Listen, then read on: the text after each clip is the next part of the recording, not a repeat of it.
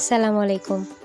আজকে তৈরি করছি প্যাকেটের ফুচকা দিয়ে হোমমেড ফুচকা। বাড়িতে সব ভাই বোন একসাথে হলে মজা করে খাওয়ার মতো একটা জিনিস।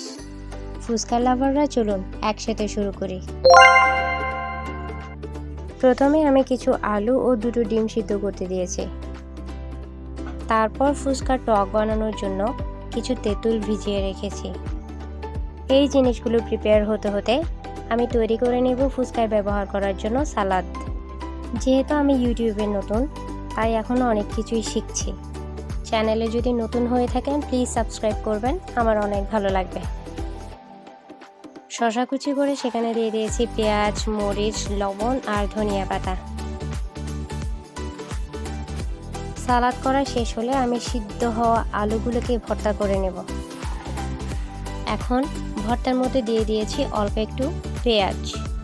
সালাদের মধ্যে যেহেতু বেশি করে পেঁয়াজ ব্যবহার করেছি, এখানে অল্প একটু পেঁয়াজ দিলেই হবে। তারপর লবণ আর প্রায় 1 চা চামচ পরিমাণ চটপটির মশলা দিয়ে ভর্তাগুলোকে মেখে নেব। এখন টক তৈরির পালা। ফুচকা তৈরির সময় টক তৈরিতে একটু বেশি এফোর্ট দিতে হয়, কারণ ফুচকার প্রায় 60 থেকে 70% স্বাদ বাড়ায় এই টকেই।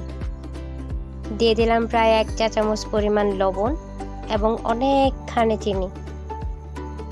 চিনিটা আমি কয়েক দফায় ব্যবহার করে লবণ আর চিনির ব্যালেন্স ঠিক করেছি। তারপর এখানেও দিয়ে দিলাম আধা চা চামচ পরিমাণ চটপটির মশলা। এখানে আমি রাঁধুনি চটপটির মশলাটা ব্যবহার করেছি। আপনারা চাইলে আপনাদের পছন্দ মতো যে কোনো চাট মশলা ব্যবহার করতে পারেন। আপনারা বারবার লবণ আর চিনিগুলোকে ভালো মতো মিশিয়ে স্বাদটা চেক করে নেবেন, কারণ ফুচকায় এই টকটা মজা না হলে ফুচকা খেয়ে কোনো লাভ নাই ভাই। আমি এখানেও কিছু ধনিয়া পাতা কুচি ব্যবহার করেছি। ফাইনাল লুকটা কেমন আসছে দেখে নিন। আর ফুচকার ঠিকঠাক স্বাদ নেওয়ার জন্য ধনিয়া পাতাটা অবশ্যই লাগবে। এখন প্যাকেটের ফুচকাগুলো ফুলকো করার পালা। কড়াইতে তেল দিয়ে তেলগুলো খুব ভালোভাবে গরম হলে প্যাকেটের ফুচকাগুলো দিয়ে এভাবে একটু নেড়েচেড়ে নিলেই ফুচকাগুলো খুব ভালোভাবে ফুলকো হয়। এবার ফাইনালি ফুচকা তৈরির পালা। ফুচকাগুলো চাইলে আরেকটু ওয়েল ডেকোরেট করা যেত, কিন্তু মাথায় ছিল না। অনেক কিছু নেইও আসলে, কি আর বলবো, গরিব মানুষ। মাত্র তো শুরু করেছি, আস্তে আস্তে কিনে নেব সব ইনশাল্লাহ। ও আচ্ছা, আলু ভর্তার সাথে অনেকে বুটও ব্যবহার করে, আমার কাছে ছিল না তাই ব্যবহার করিনি। আলু ভর্তাটা একটু অল্প দিয়ে সালাদগুলো যদি একটু বেশি বেশি পরিমাণে দেওয়া যায় তবে অনেকগুলো পরিমাণ ফুচকা খাওয়া যায়। মানে অল্প একটু খেলেই পেট ভরে আসবে না, অনেক তৃপ্তি নিয়ে মন ভরে খাওয়া যায়।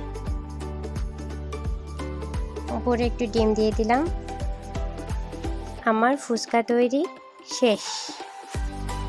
এই উপকরণগুলি দিয়ে আমি 10 প্লেট ফুচকা বানিয়েছি। এই পর্যন্ত যারা যারা ভিডিওটি দেখেছেন তাদেরকে অসংখ্য ধন্যবাদ। সবাই ভালো থাকবেন, সুস্থ থাকবেন। আল্লাহ হাফেজ।